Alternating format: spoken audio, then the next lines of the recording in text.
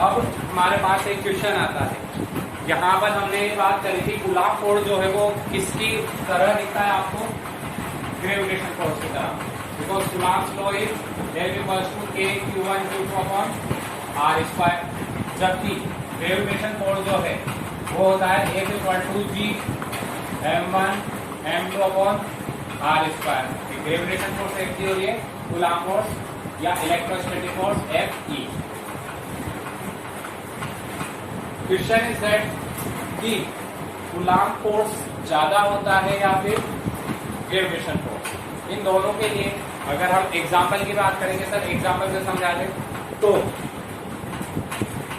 इन दोनों में electrostatic force ज्यादा होगा ना कि ग्रेविटेशन फोर्स। कैसे? मान लो मेरे पास कोई स्केल है, जब मैं उसको अपने हेयर पर रब करता हूँ और स्मॉल पीसेस ऑफ पेपर के पास लेकर जाता हूँ, तो वो स्मॉल पीसेस ऑफ पेपर क्या होते हैं, इस मार्कर की तरफ या इस स्केल की तरफ क्या होते हैं, अट्रैक्ट होते हैं, like this.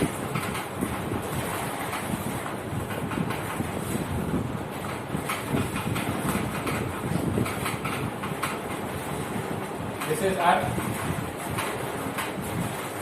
Scale and pieces of paper.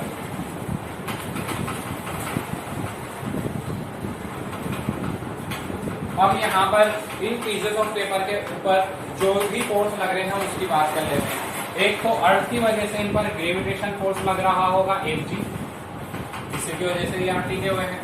और हमने जब स्केल को रब किया तो इस पर क्या आ गया, चार्ज। चार्ज की वजह से यहाँ पर इन पीसेस ऑफ पेपर के ऊपर क्या लग रहा है, इलेक्ट्रोस्टैटिक फोर्स Fe।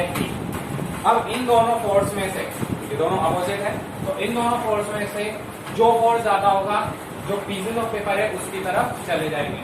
तो ये आपने एग्जांपल कर रखा है, तो आपको ये याद है कि पीसेस ऑफ पेपर जो है स्केल की तरफ चले जाते हैं। इसका मतलब कौन ज्यादा होगा, इलेक्ट्रोस्टैटिक फोर्स। ग्रेविटेशन फोर्स से कौन ज्यादा है, इलेक्ट्रोस्टैटिक फोर्स। ये तो हमने एग्जांपल के तौर पर या थ्योरेटिकल वे में आपको समझा दिया है, आपने क्वेश्चन आया थ्योरेटिकल वे में आपने लिख दिया। पर आपके पास क्वेश्चन ये आता है, show that electrostatic force is greater than the gravitation force. आपको उसने पहले ही क्वेश्चन में मेंशन कर दिया कि इलेक्ट्रोस्टैटिक फोर्स ज्यादा है ग्रेविटेशन फोर्स से, पर आपको उसको क्या करना है, शो करना है। या फिर क्वेश्चन ये आ जाता है हाउ मच, कि कितना ज्यादा। तो आपको क्या करना पड़ेगा, इसका एक न्यूमेरिकल करना पड़ेगा। हम यहाँ पर इसका एक न्यूमेरिकल ले लेते हैं।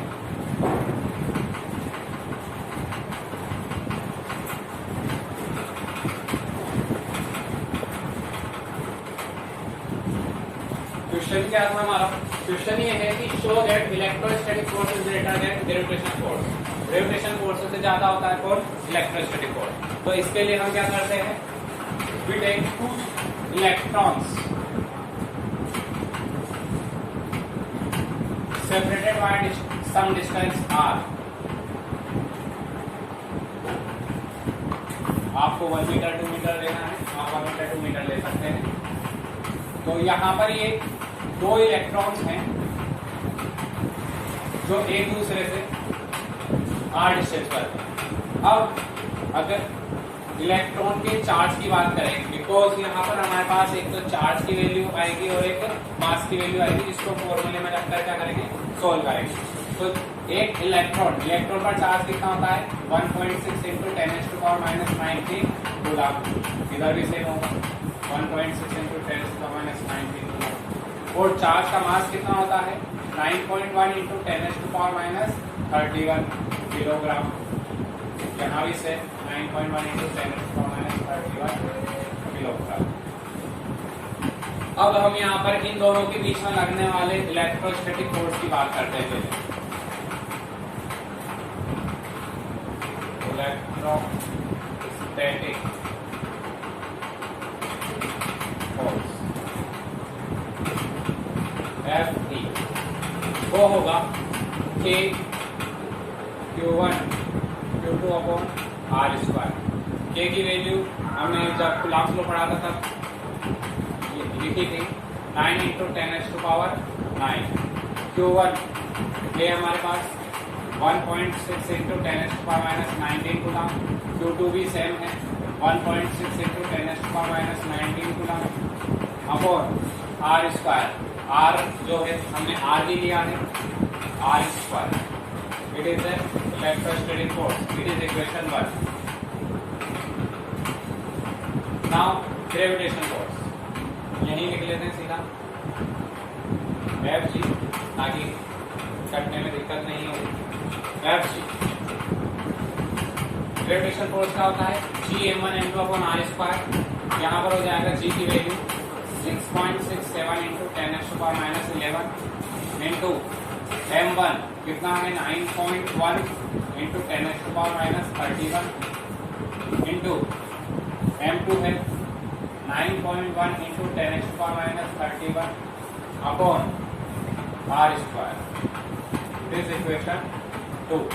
Now divide equation 1 by 2। Equation 1 को हम क्या करते हैं, 2 से डिवाइड कर लेते हैं। आर स्क्वायर से आर स्क्वायर कैंसिल, देखो तो आर स्क्वायर अगर ऊपर की बात करें तो ऊपर चला जाएगा, आर स्क्वायर से आर स्क्वायर कैंसिल हो जाएगा। अब हम एफ ई अपॉन एफ जी को तो एलएचएस में लिख लेते हैं, और आरएचएस की बात करें तो क्या करेंगे हम, वैल्यू को पहले लिख लेते हैं और 10 की पावर को एक साथ लिख लेंगे सोल्व करके। तो ये हो जाएगा 9 into 1.6 into 1.6 upon 6.67 into 9.1 into 9.1, यहाँ तक दिख रहा है, मल्टीप्लाई 10 की पावर। अगर 10 की पावर को हम सोल्व करें तो कितना होगा, -19 तो -19 38 माइनस का 31 ऊपर जाएगा तो प्लस का हो जाएगा, तो 31 ऊपर गया तो कितना बचा उसमें से, प्लस का 31 माइनस का 38, प्लस का 31 और माइनस का 38। हाँ सही है।